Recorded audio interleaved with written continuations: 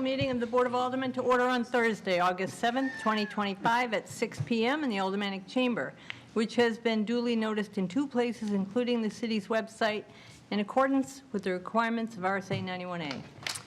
Tonight, the prayer will be offered by Alderman O'Brien, and Alderman Sennett can lead us in the pledge to the flag.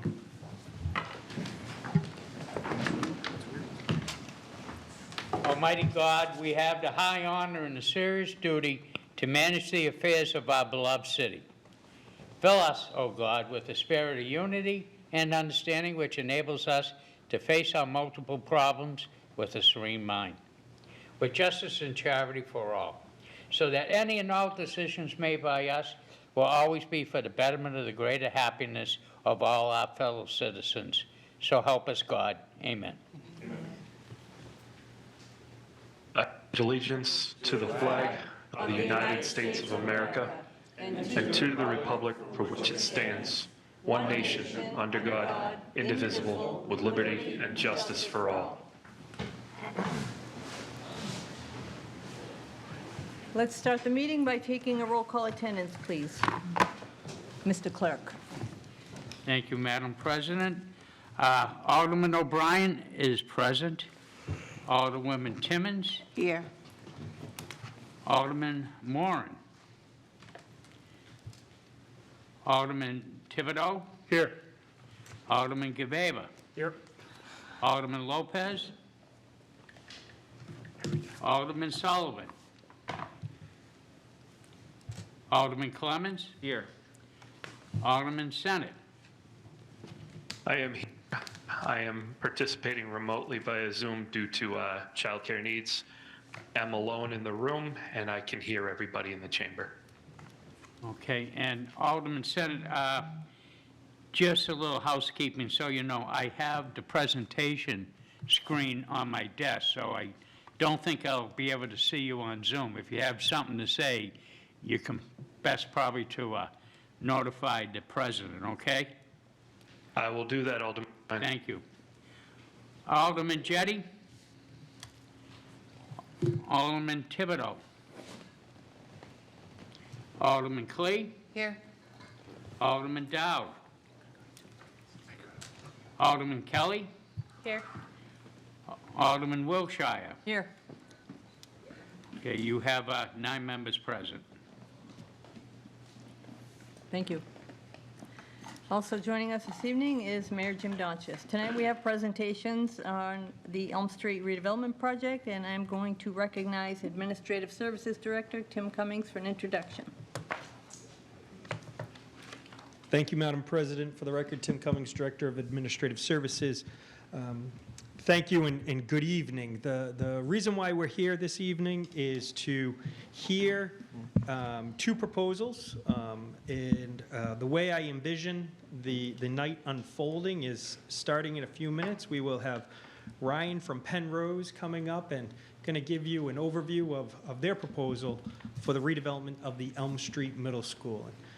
As you may recall, this body put out approved a resolution back in 2024, basically indicating that we would be looking to dispose of something just under 9-ish acres that had an improvement of the Elm Street Middle School through an RFP.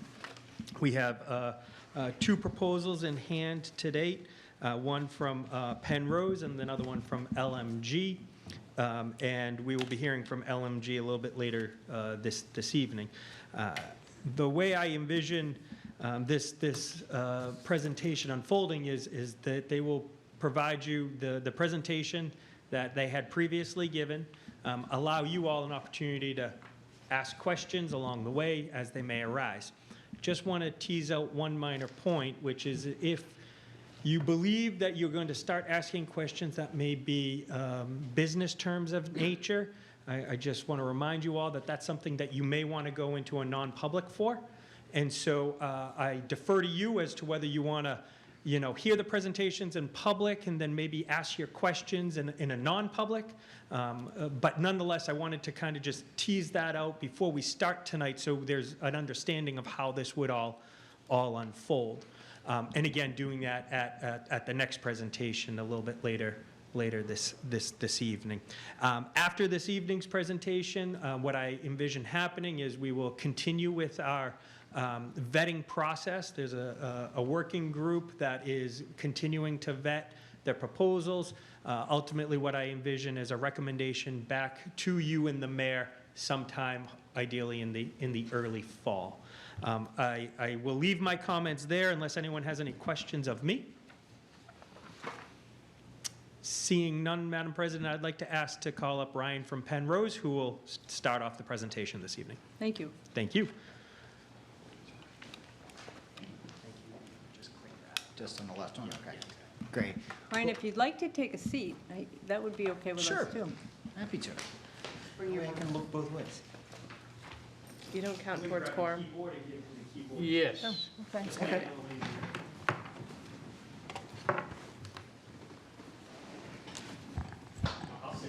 You will? All right, great. All right, We have some aldermen participating remotely, understood. and I'll be able to get to Tom might be here, though. It's all right. So if you want to come over this way, yeah. Yeah, want me to? Tom will be. Over there, okay. Actually, These three. Tim's gonna try to come. Oh, Tim is going to come here, so these two here. We'll come sit right here.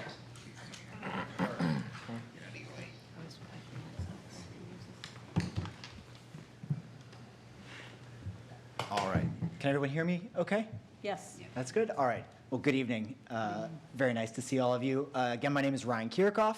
I'm with Penrose. I'm here with my colleagues Carmen Chung, also from Penrose, and Philippe Saad from DeMella Schaefer Architects over there to my left. Fantastic to be with you. Great to be in Nashua. Always happy to be here.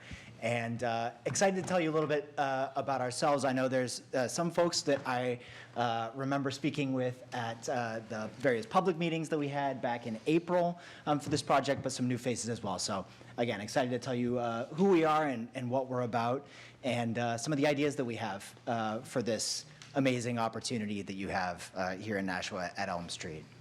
So before I dive in, and is it that one? We can do this. Let's see.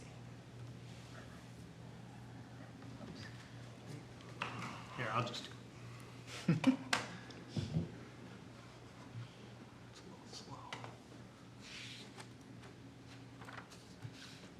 There we go. Okay, so again, we made this presentation that you're about to hear back in April in two separate dates in the public forum, and I actually started my presentation with the public by asking folks to raise their hand if they had personal ties to the Elm Street School building. So whether they themselves went to school there, had kids, grandkids, nieces, nephews, if they taught there. And it was pretty astounding, the number of folks in the room that felt like they had a personal stake, personal history in these iconic buildings, right? This is Nashua history, it's Nashua culture in a lot of ways. And you know, the ties run deep for a lot of folks. I understand that's not everybody, but for an awful lot of people in this town, they do. So we always wanted to be respectful of those ties that exist in what we put together in this proposal. And I feel like that underpins the uniting principles, I would say, that are behind this, behind the proposal. The first for us was preserving the history of this site. Frankly, we think this school building is just too great to see it go.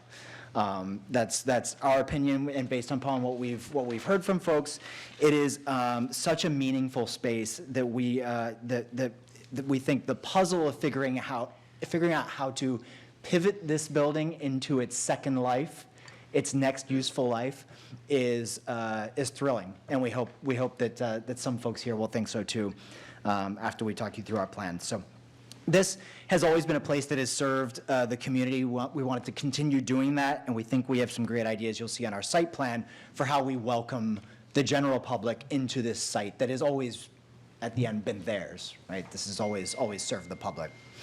The second tenet is to put these buildings to great use as sustainable, comfortable, modern apartments that will serve Nashua residents at every income level. What we proposed in the RFP response was for approximately 85% of the units that we proposed to be income and rent-restricted affordable housing. And that's at a bunch of different ranges, a bunch of different area median income levels. We can talk more about that in a bit. But, and then the remainder being unrestricted market rate units. And finally, we as a team have built this wealth of expertise and knowledge about how to make these really complicated historic school to housing conversions work. It's not easy, right? It is not easy. But we have built this track record of success across the country, but especially here with this team, with the same architect, right here in New England. So we're confident we're a team that can deliver on our promises and execute on the commitments that we make. So here are just a handful of the folks that are on our team for this effort. We think this is a team that blends local expertise here in New Hampshire with a group that we have worked on several of these developments, including specifically the reuse of former schools as housing. So excited to tell you more about that. But I'll start by talking about Penrose and who we are. So we are a national developer of mixed income and affordable housing. Company is now just a bit over 50 years old. And we like to say, a soup to nuts developer, owner, and operator of mixed income and affordable housing. And so that means we are with a project all the way from the very first sketches on the back of a napkin, early community meetings, all the way through design, financing, permitting, the actual construction process, and then the lease up. And in almost all cases, we are a build and hold developer, meaning we do not build and then walk away from the projects. We are in the communities where we build for the long term. That's part of why we are super committed to being a great partner, also a great neighbor, because we, again, intend to be folks' neighbors for a long time where we build. I'll add that in addition to being great partners, we think of ourselves as master collaborators. That extends to the relationships we build with the public, with municipal bodies like yourselves, with nonprofits, local organizations, but also with the funding agencies, the lenders, the investors that make these deals, these really complicated deals, financially feasible. So at this point, we have worked with now more than 100 different municipalities to help increase the number of diverse housing options really across the country. We typically close on financing and begin construction on something like 15 new developments each year. And I'll note again that we have done now dozens of these historic rehab adaptive reuse projects that we think make us really qualified for this work here in Nashua. Like I mentioned, we are in the communities where we work for the long term, and a big part of that is that we have an affiliated property management company, Penrose Management Company, or PMC. They are one of the country's most experienced operators of mixed income and affordable housing. They are in charge of all of the minutia and paperwork and details, compliance that make these transactions work. But they are also responsible for making sure that these buildings, these properties, look as good, feel as good, function as well in year 10, 15, and beyond as they do early in year 1.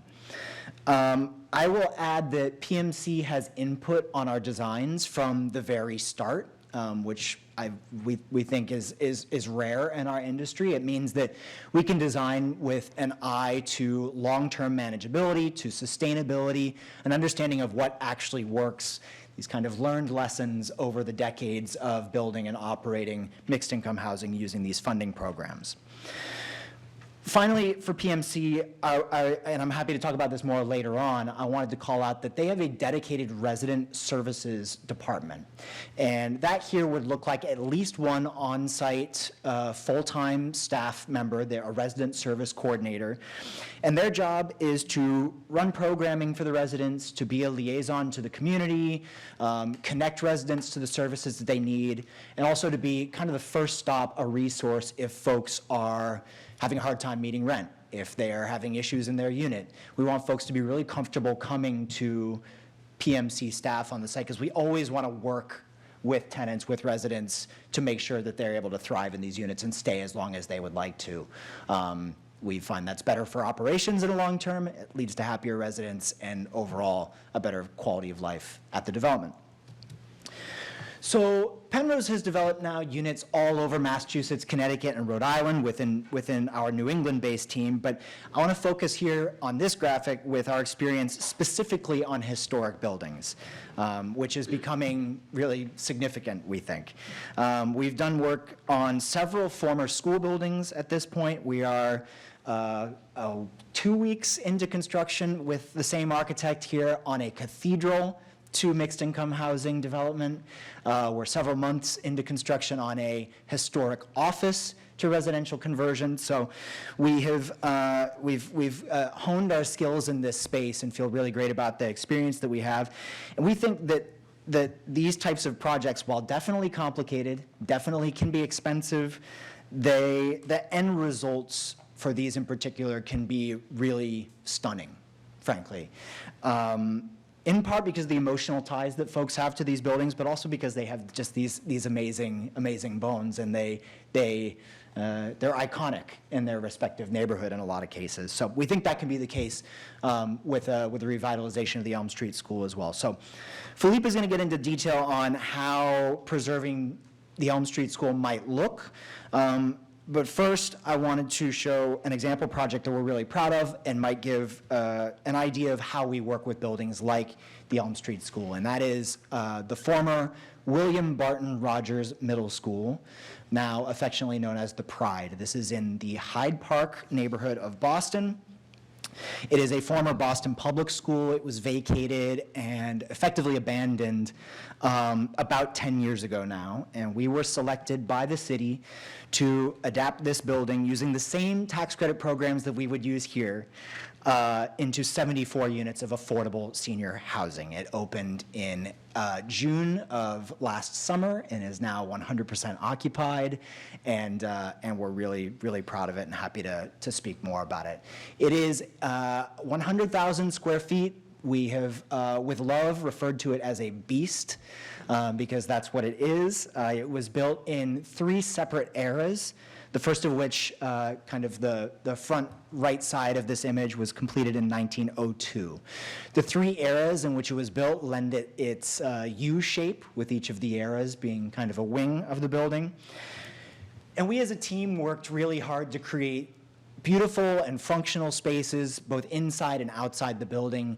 We heard from community organizations during a number of design charrettes before we started the building about a lack of meeting space, a lack of community space in this neighborhood, and specifically accessible meeting space. So that was a theme that we tried to carry through a lot of the design. One of the main ways that we delivered that was in the adaptation of the former gym. This is a subterranean gym room into a community center. It is open to the public to book. It holds all sorts of programming. People have, local community groups use it. People have birthday parties, bar mitzvahs. People who come to an event there then come back and try to book it for their own event later. So it's a beloved space. Elsewhere within the building, and I'll add that there's more than 10,000 square feet of community space in this building. This is the old auditorium. It's on the 2nd floor of the oldest, the 1902 wing, and we pivoted it to a modernized and adapted community room. This is a more resident-focused space. You can see we do have the historic stage there, so there are performances and things like that, but this is really a space for the residents to hold their own meetings, hang out, eat, read, play games, whatever. This is their space. And to give you a flavor of what some of the units look like, just building suspense for you. There. In these historic buildings, especially schools, a lot of the units, most of the units are each their kind of own unique snowflake, right? We were really thrilled here to be able to incorporate some of the historic features like these big windows, the old shelving unit that you can see over there that was in the original classroom where this unit was. Another one, which hopefully the image will come up in a second, but you can kind of see at the right-hand side of this image, an old chalkboard that existed in the old classroom that we were able to maintain, and it's now a unique feature. There's an old, I think, a science classroom cabinet off there on the left. And then some of the units have these beautiful terrazzo floors. So the Pride is a mix of studio, one-bed, and two-bedroom apartments. The vast majority of those are studios and one-beds. That's a result of the historic footprints of these classrooms. They tend to lend themselves really well to older adults, to couples, or young families, and that is very likely what we would end up finding in the historic portion of the Elm Street School. So, like I mentioned, we finished this project, the construction, in June of 2024. It is fully occupied now, and I think it is a project that, for all of us that worked on it, we have these emotional attachments to. I think that's in part because of the process that we went through with the community and in this really idiosyncratic, interesting, beautiful old building, and kind of melding the two, the community and this building, and bringing out what we thought was the best in both. So that really brings me to the last thing I will say about Penrose as a whole, and this is our commitment to what we call the Penrose process. It's all about engaging the community and forming a shared vision for a site like this. The shared vision is at the core of what we do. We don't want to build something that people are not proud of, and working with you all and with your constituents is how we get there. So pivoting to Nashua and what we think we heard in the RFP, right? Because we were responding here to what we interpreted from the RFP, and we look forward to learning more and working with you on it. But we heard that you're looking for both market rate and affordable housing. We heard that you are looking for a mid-rise typology, and that there is a focus on making sure the development meets the street, meets the neighborhood in a really active and engaging way. And we heard a focus on feasibility, on delivering, and on a track record of dependability for this type of project.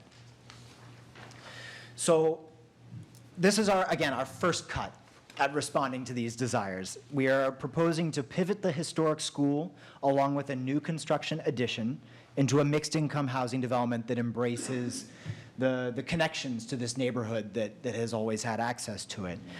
We are proposing more than 160 units of mixed-income housing that will serve folks all across the income spectrum, including market rate units. And I mentioned a potential unit mix earlier. We're happy to talk more about that and work with you to find the right mix of affordability and market rate units here.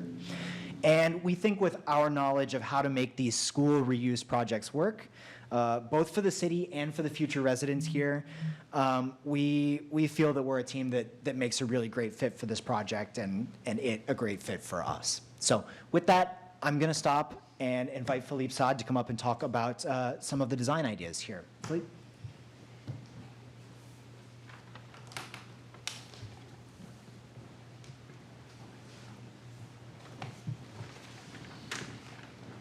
Thank you, Ryan, and good evening. Can everyone hear me? Yes. Well? All right, very good. I serve as the architect. Say your name. Sure. My name is Philippe Saad. I'm a principal architect at the Mala Schaefer, and I serve as the architect for this project and for my client, Penrose. Brian brought up and mentioned very well the beauty of the historic buildings and its usability and the way it gets transformed into housing. But I want to, and also the emotional attachment that some people have. But also there are facts that are very beneficial to a community when a building is maintained if it fits a future use. And with this, I want to talk about two things. When we preserve a building, putting emotional and beauty aside, there are tons of bricks and materials that remain on site and do not go to the landfill. There's a value to that in preserving the resources that we have in this environment. Also, there's also what we call as architect the embodied carbon of these bricks that have been fired up over 100 years ago, and they're what we call the embodied energy of the construction of material that does not get disturbed.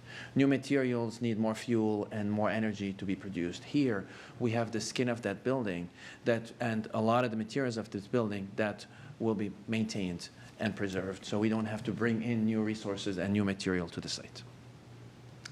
This one? All right. So you are all familiar with the site. I don't need to explain to you your city. The left. All right, left. Yeah. All right. But I wanted to note to those maybe who are not familiar with the history that this site has been a public site for a very long time. And our proposal really will continue in this tradition to take this previously park, became public school, and the new housing that we're proposing will include many, many community benefits and open spaces and lawns and front lawn of the school that will remain open to the general public and the visitors of Nashua.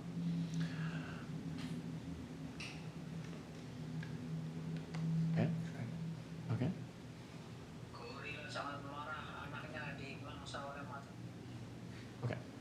Okay. So I will walk you through how we intend to tackle this beast, this big building, based on our experience and what we know the historic bodies that also will be partly funding this project, what do they accept and what they do not accept. As you can see here, we're going to show you Scheme A, noted at the top, purple bar, and another scheme, which is Scheme B, that will follow after Scheme A. So in Scheme A, we are suggesting that we can remove all the one-story buildings that are more recent, except the cafeteria and the Chestnut Street gym, and of course, the first historic schools, which is along Elm Street. And this is illustrated in these red volumes that you see on the screen. So after this is demolished, which will be phase one, we will end up with these three elements on site. The historic buildings, the cafeteria, as well as the Chestnut Street gym. So these are the parts of the school that will be addressed first. So phase two will be the renovation of the historic building itself. We will add also elevators to connect the cafeteria with the school. And then phase three will come in the new construction, which will be in two parts. There will be a 4-story apartment building style that will be connecting to the elevator core and the historic building, so the entire building will be fully accessible, elevator accessible. And then we have also smaller buildings at the corner of Lake and Chestnut to also echo the smaller scale neighborhood on that side of the site. So the way we've organized the site is, again, as I said previously, this site was a public site. It was a park. It became a public school. So we took we paid a lot of attention to how the new development and site plan would really connect with the urban fabric rather than creating a wall all around this beautiful 9-acre sites. And you can see these yellow arrows are how the streets and pedestrian could really flow in through the site. It's not a gated site. It allows people to cross on a diagonal from Lake Street to Chestnut Street, and at the same time, for the public to use the front lawn anytime it is desired. It's a public space. We are suggesting that there could be a playground introduced in this public space, but again, through the conversation with the city and with the community, these things could be further fleshed out.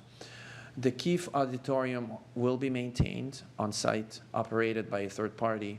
And we have noticed that the Keefe does not have a box office. So at the moment in this proposal, we are keeping aside a piece of the property where the next operator of the Keefe, if they choose to build a box office, there will be a space to build that box office. This is an illustration of the small-scale housing at the corner of Lake and Chestnut, how it can look like, more of a townhouse setup, family housing. All right.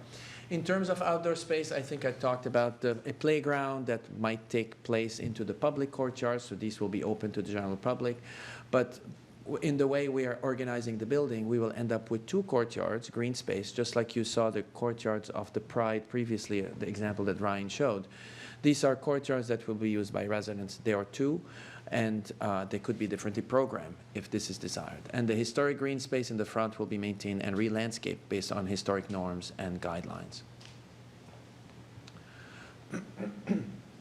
The landscape plan, you see the amount of green that will be instituted on site, the courtyards in the elbows of the building, as well as the front lawn. And of course, you will notice that there is a large parking lot space that will occupy Page South around the Keefe Auditorium and to its left and to its south as well. We have a note showing also the location of a possible future box office for the future operator. So this proposal, which is Scheme A, will include 168 units, 230 parking spaces at a ratio of 1.37, so more than 1.37 cars per residential unit. Our landscape architects have provided also some examples of those historic landscapes of New England's, the tall trees, the diagonal path through grass and open space, portions where people could really occupy that front lawn in the way they want, bring in chairs and have outdoor picnics and meetups if it's desired. A lot of shades for everybody, but also a lot of some playing structures for the younger members of our families. Potential way to think about how the residential courtyard could be landscapes, whether it's through seating areas or raised bed, all that will be fleshed out later on through the community process. So Scheme B, it's not very different than Scheme A, but you will notice that the Chestnut Street Gym right now in this scheme is chosen to be demolished. And the reason why we have 2 options is that the Chestnut Street Gym is one of the hardest ones to transform into housing. But if the historic bodies that will fund this project require us to keep it because of their interpretation of what is historically significant to maintain on site, then Scheme A will apply. If they agree that the Chestnut Street Gym could be demolished, then in Scheme B will explore that. So phase 1 demolition. Come on. All right. Phase 2, again, in a similar way. We will adapt the historic buildings first, build an elevator core that will serve all the floors, and then add phase 3, the new buildings on site. Similar strategy to the outside in terms of public courtyard and resident courtyards. And I'll skip through that. This is our site plan. So what you will see here is that the new part is larger in this option than the previous option because we have more space. We've removed the Chestnut Street Gym. So this option will give 184 units, 262 parking spaces, at a higher ratio of 1.42 cars per residential unit.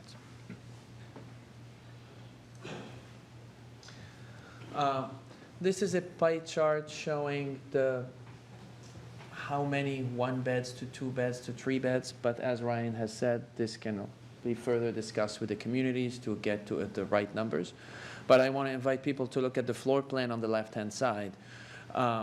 Color coding wise, everything that is blue is residential units, right? It's the historic buildings can simply be adapted into housing with the double loaded corridors and the classroom being transformed into units. But the cafeteria in this plan is where the more interesting parts could happen. This is where the main entrance of the complex will happen. Can I point or I can't? All right. So the entrance of the main complex will happen around here. There'll be definitely a reception area, a management office, but also a community room, fitness rooms, and possibly activity spaces for people who live in the building, whether it's an arts and crafts or a kids' playroom. We've also highlighted space that could become a community use for a community member of the choice, and this can be discussed at a later stage. Scheme B is a similar, we're just providing a floor plan, a similar organization of the new building. Everything in blue is residential, everything in orange and yellow is amenity spaces for the residents, and the green rectangle at the bottom is an additional community space for some local organization in Nashville. The last few slides are three-dimensional renderings of how we can imagine the new buildings to sit next to old. And some of us who have worked with historic buildings and historic bodies who fund these historic buildings, one of the guidelines is that the new has to really respect the old, not overpower, and that's why we have a 4-story building that nicely sits next to the Elm Street School. It will have materials that would complement the masonry, either it's in color or in proportion. And this is a view from Chestnut Street looking into the cafeteria, and then behind it is the new construction on the left-hand side and the historic school on the right-hand side. And that's if we go towards Lake Street and we look through that parking lot that will occupy the majority of the parking space, and you will see in the mid-ground the cafeteria with its sawtooth diagonal zigzag roof, the possible location of a box office, and the two buildings behind them, the historic building on the right-hand side and the new building on the left-hand side, really respecting each other. The new saying, I'm new, and the old maintaining its character. And Thanks. I think this mic will work as well, hopefully. Well, I don't want to say too much more there. I'd love to hear your questions, but just thank you so much for your attention and for having us. You know, I hope you can feel our enthusiasm for this project and this type of work. I hope you're excited about it too. And with that, I'd love to defer to you for any questions or comments. Anyone have questions? Alderman Clemmons. Yeah, thank you, Madam President. Some of the questions that I may have, I'm wondering if it might make sense to go into a non-public session. Okay. Alderman O'Brien. Madam President, may I make a motion? You may. I would like to make the motion that the Board of Aldermen go into non-public session by roll call pursuant to RSA 91-A:3. And the vote will be by roll call. Is there a second? I second. Alderman Clemmons, thank you. The clerk, please call the roll. Alderman O'Brien votes yea. Alderwoman Timmons. Yes.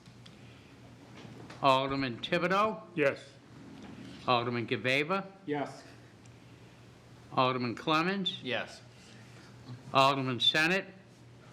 Yes. Alderman Clee. Yes. Alderman Kelly. Yes. Alderwoman Kelly, excuse me. And Good. Alderman Wilshire. Yes. You have 9 yeas, 0 nays. That motion carries. We are going into non-public. Alderman Clemmons. Just for the record, Alderman Senate will have to log off and Correct. Understood. Thank you, Alderman Senate. Okay, that motion carries, and we are going into non-public at 6:37 PM.